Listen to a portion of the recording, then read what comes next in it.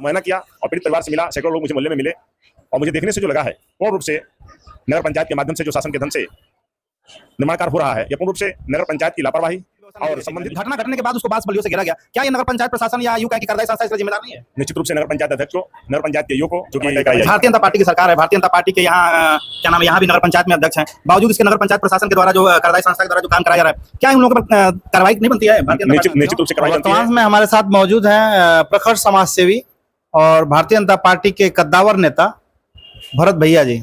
UP time news में आपका स्वागत है। बहुत बहुत धन्यवाद पंकज जी। मैं आपसे जानना चाहूंगा, दोहरी घाट नगर पंचायत क्षेत्र में सरजू नदी के रामघाट पर हो रहे निर्माण कार्य में एक अबोध बालक की जान चली गई और एक परिवार का चिराग उजड़ गया। क्या कहना चाहेंगे आप इसमें? बहुत ही दुखद घटना है। मैं उस बच्चे के मंजीत उम्र 13 वर्ष जिनका आकस्मिक और मैं कह सकता हूं कि जो घटना घटी है जिसमें बच्चा ने काल कलवित हो गया, उस घटना में पीड़ित परिवार से मैं मिलकर आ रहा हूं। त्रिवेणी साहनी का पुत्र था, इकलौता 13 वर्ष का। उसकी मां की हालत बिल्कुल नाजुक बनी हुई है। 3 बेटियां घर में हैं, तीनों बहनें बिल्कुल बेहोशी हालत में पड़ी हुई हैं। पूरा परिवार बिलख रहा है। हम लोग की पूरी संवेदना उस परिवार के साथ है। मैं भगवान से, प्रभु से प्रार्थना करता हूं उस पीड़ित परिवार को शक्ति प्रदान करें इस दुख को सहने के लिए।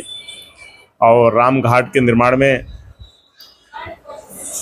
जो यह रामघाट के पास जहां घाट का निर्माण हो रहा है वह पूरी आबादी है।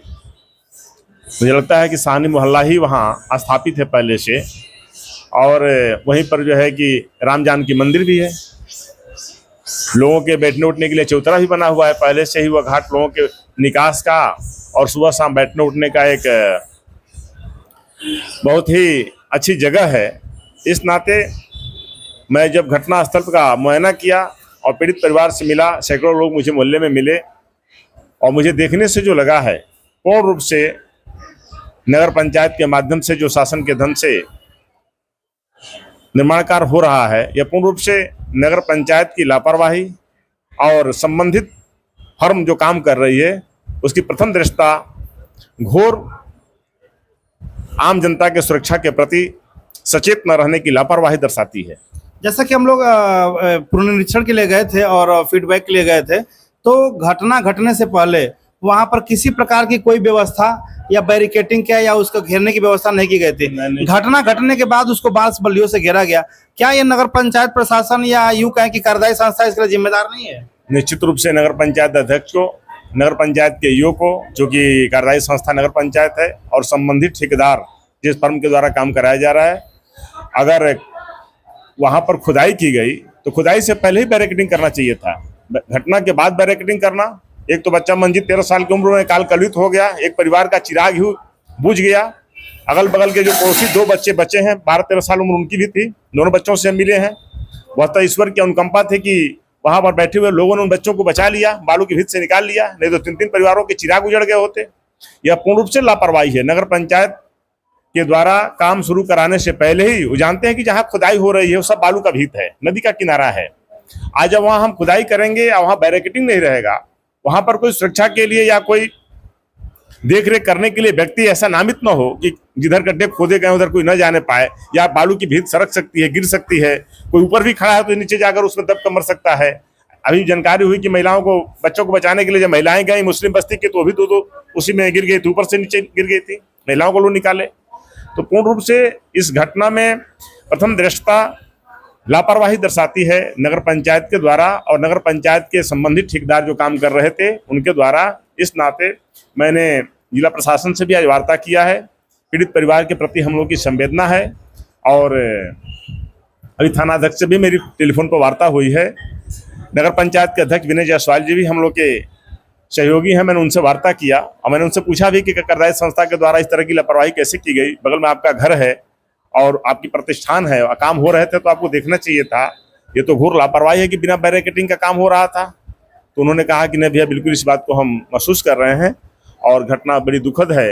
नगर पंचायत के अध्यक्ष होने के नाते हम लोग इस दुख की संवेदना में हम खड़े हैं तो मैंने उनसे कहा कि भाई आप जिला प्रशासन के लोगों से वार्ता में मैंने बताया है कि आप पीड़ित परिवार को आपदा राहत कोष से जहां मदद करने की बात आई है, वहीं संबंधित ठेकेदार और नगर पंचायत के कर्जदारी संस्था जो है, अगर उसके द्वारा समुचित मुआवजा, एक परिवार के चिराग उजड़ने के बाद 3 बेटियां हमारे घर में हैं, पिता भी उसके काफी अलग दिखाई पड़ रहे थे, माता जो है कि बेड पर हैं, अगर समुचित मुआवजा नहीं देते हैं, उन्होंने कहा कि कुछ वार्ता हुई है तो निश्चित रूप से कठोर दंडात्मक कार्रवाई तय कराई जाएगी। भारतीय जनता पार्टी की सरकार है, भारतीय जनता पार्टी के यहाँ क्या नाम है, यहाँ भी नगर पंचायत में अध्यक्ष हैं, बावजूद इसके नगर पंचायत प्रशासन के द्वारा जो कार्यदायी संस्था के द्वारा जो काम कराया जा रहा है, क्या उन लोगों के पर कार्रवाई नहीं बनती है? भारतीय जनता पार्टी निश्चित रूप से कार्रवाई बनती है। विषय जो है कि हम लोग के दिमाग में है और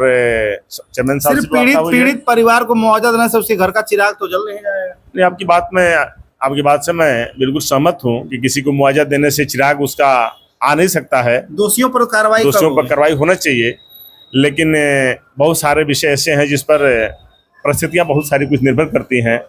आप पीड़ित परिवार से उन्होंने कहा कि भैया हमने बातचीत किया है त्रिवेणी साहनी से, शायद उन्होंने कहा कि अभी 1 घंटा आपके आने से पहले भी वार्ता हुई है, इस बात पर वह सहमति दिए हैं 1-2 विषयों पर। जैसे परिवार क्या है, आर्थिक रूप से बिल्कुल कमजोर है, निर्धन परिवार है, बात समझिए। एक छोटे से 10 बाई 8 के कमरे में परिवार रह रहा है और 3 जवान बेटियां हैं। तो अगर त्रिवेणी साहनी से मैं मिलकर आया, मैं भी 10,000 रुपये आर्थिक सहायता अपने तरफ से दे करके आया। उनकी माँ के इलाज है तो बिल्कुल वो बदहोश हालत में पड़ी हुई थी माता जी। मैंने कहा कि इलाज कराइए माता जी का, कोई अनहोनी घटना न घट जाए माँ के साथ। और मैंने त्रिवेणी भाई से कहा कि आप जिस रूप में जैसे कार्रवाई चाहते हैं, हम लोग अगर प्रथम दृष्टया कार्यदायी संस्था के द्वारा लापरवाही बरती गई है तो उनके खिलाफ कठोर कार्रवाई कराने के लिए तैयार हैं। तो नगर पंचायत के अध्यक्ष जी से वार्ता हुई या जो त्रिवेणी भाई से वार्ता हुई, उससे मुझे लगा कि मेरे आने से पहले उन लोगों में कुछ आपस में वार्ता हुई है कुछ विषयों पर, और उस विषय पर अगर समाधान शाम तक आज करने का समय लिया गया है, कैसे उस पीड़ित परिवार को संतुष्ट कर पा रहे हैं। अगर समुचित मुआवजा देते हैं या त्रिवेणी जी को नगर पंचायत में नौकरी देने की बात आई है, समुचित मुआवजा देने की बात आई है, अगर इस पर बात से पीड़ित परिवार संतुष्ट होता है तो हम लोग इस संवेदना की घड़ी में पीड़ित परिवार के प्रति संवेदना व्यक्त करते हुए उसके साथ खड़े हैं।